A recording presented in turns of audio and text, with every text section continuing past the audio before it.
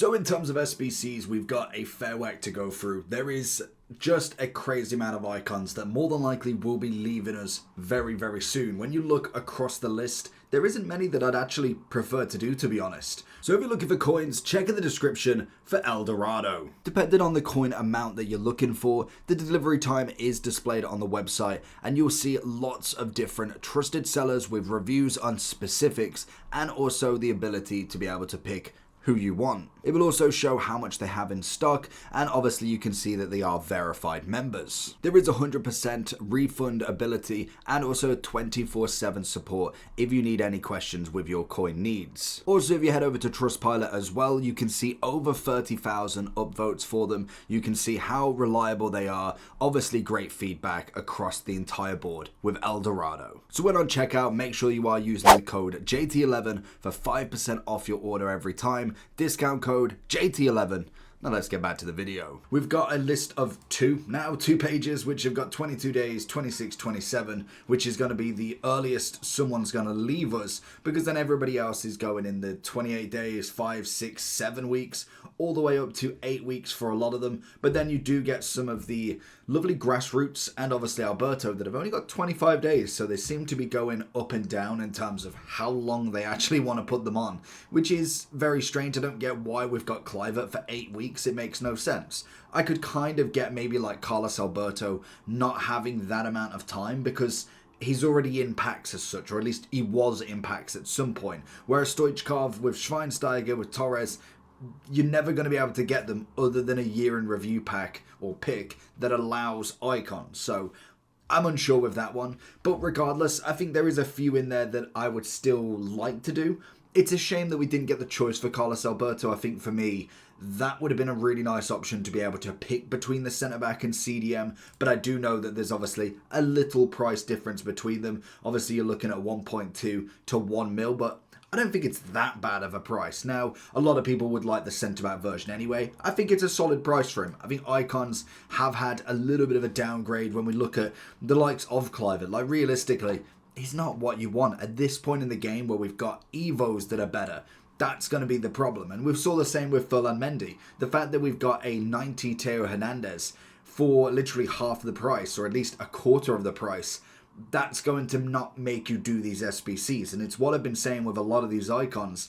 They're not necessarily worth it. Yes, they're good players, 100%. Like Bale, an incredible one. Jairzinho, Patrick, Ronaldinho, all incredible players. But the cost of doing them doesn't outweigh what you already have or what you can get in the very, very near future. It's the same as Mbappe. As much as I love the player of the month, it's a cracking card. It is just not worth doing for the price that you've got. So I think straight off the bat, when we look at this, I always like to go to the previous week and see what people's comments were. Obviously, I always like Bale in terms of a solid value of a card. I think he's one that a lot of people can get on board with. I'm not a fan of Jairzinho. I'm not a fan of Ronaldinho's price. I do like the cards, but price-wise, I just think they were slightly overvalued at this point. And we've got, obviously, which one's better, Kane or Torres? We've got a few people saying that the Ronaldinho, the Jairzinho are not necessarily don't complete, but I mean, realistically, if you look at a left wing, if you've not got somebody of a Ronaldinho standard in an evolution, from an SBC, from just even a pack, that's going to be the kind of gamble side of it. You don't need him. Like, quite literally, there are good players. Like Jairzinho is a fantastic player, but realistically, do you actually need him?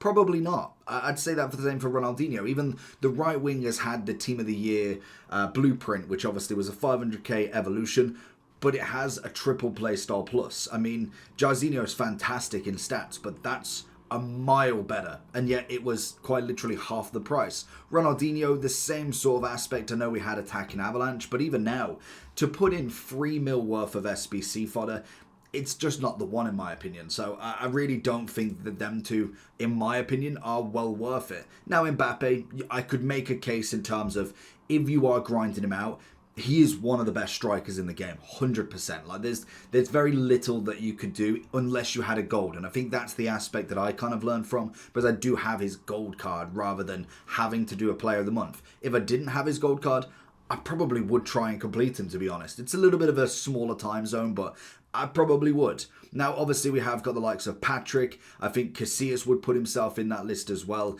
We have then Abile. Matthias is one of them ones. He's 2.4.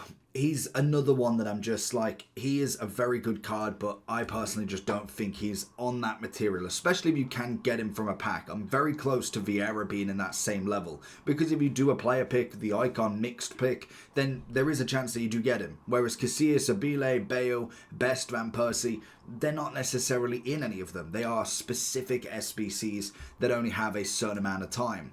I do like Best. I thought he was quite decent. I think Van Persie, Pirlo and Torres are all decent cards when it comes to it, but whether you want them depends on what you personally go for. I think Kluivert is just not really one of them, to be honest, and I was a little bit disappointed with Schweinsteiger. The only thing that I really like is that he's got the incisive. It's a lovely upgrade for him in general, but it's a shame that that was the pick from the Pro event. I know there weren't necessarily a great amount of choice between them, but 800k, he's an okay value for what he is. I love the incisive, so he's at least semi-decent. Stoichkov, another one that I'm a big fan of, and I must admit with Carlos Alberto, as much as he doesn't necessarily have a great deal of time to do him, I do like the card. I think he's a very, very good centre-back or right-back with a double, so you could get him in there as well. We then obviously have Jaap Stam. Again, depending on if you've done your evolution for him. If you've got his base card, then you've more than likely put him into an evolution since then.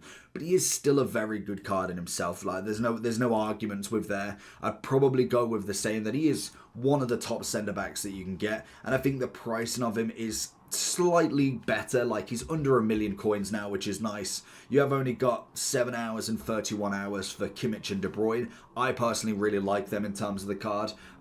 Them two for me were definitely must completes, just because they are very, very good in their position, and you can't get them again. It's going to be team of the season or footies until we get another one. We then obviously have Marquinhos. He's quite an easy one to put in. We have Salma as well. I thought she was alright. I think an evolution later on down the line is really going to do her the justice. I really like Cancelo. I thought he was a great SBC for it. And then we kind of go on to the remainder of the honourables. And they've still got 6 to 11, 12 days. You've obviously got Martinez coming in at 302. Foden at 1.5, Kane at 520, Pedri at 300, and then DeMarco at 100, with then Marta being at 38. So, easy enough, Marta and DeMarco would go into the SBC storage, just get them done with the little fodder that you have. Pedri is a great value. I love the card, especially if you have done Gavi. I do like Kane. I think as an overall finisher is fantastic.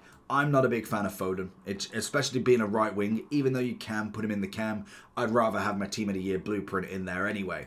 And Martinez, I'd say, is at decent value at the lower spectrum. When we look at Mbappe, though, he's got 4.2 million on his price. I must admit, yeah, I would agree. If you have not got the gold, I'd probably complete him, or at least I'd have tried to complete him. I'd have threw everything at him, because it's not like I'm doing too much else with them. They are pretty much just there to complete, and there's not really another player up since Mbappe that I'm like, I really need this card. Mbappe is an overall top striker, regardless of the position, regardless of the stats. Mbappe is a must. So I can kind of see that sitting from a perspective of, if you've got his gold card, he's not worth the upgrade, but he probably is worth him in general. Yildiz will be kind of, I'd say, solid value for the card, but he's already getting overrun. We then have Caicedo going into the cheap one, same as Ivan, and then also Mount as well. Kind of just cheap fodder players that you could either put into something else or just grind out for a future evolution. And then pretty much from there, most of the rest were relatively cheap. We've obviously got a few more of the future stars that just really didn't hit too much. We have got the Morgan, who's coming in at 147. I thought he was a fantastic card in himself. Zambo, great upgrade. I feel like from the evolution that we got, he pushed himself into that must easily with the, was it Curled In, or one of the evolutions that basically gave him that little extra boost up to a 90. Kluivert, I'd personally miss out on. Sanchez, Again, I'd probably go with like a fodder builder for him, but he is the same as Kluivert, so I don't think he really fits into many people's teams. And then we kind of go to more fodder, if anything. We've obviously got the Man City player, we've got Wirtz's 91 with a double play style. We also have Dembele at 350. Probably the best SBC that's came out since, purely on the dribbling basis, and whether he gets an evolution soon. A stunning player. And then we get Mendy, Conte, and Jota. Now, in terms of upgrade, Mendy, like I said, is a second best to Teo, quite easily. Conte is an unbelievable CDM, but if you've already got a Patrick or somebody in that line, is not necessarily going to be a complete takeover and over the position that is a must, but it's still a solid value. And if you remember Jota's SBC prior, he's a very, very good card. So let me know down below what you think about this list, and I'll catch you all for the next one. Peace.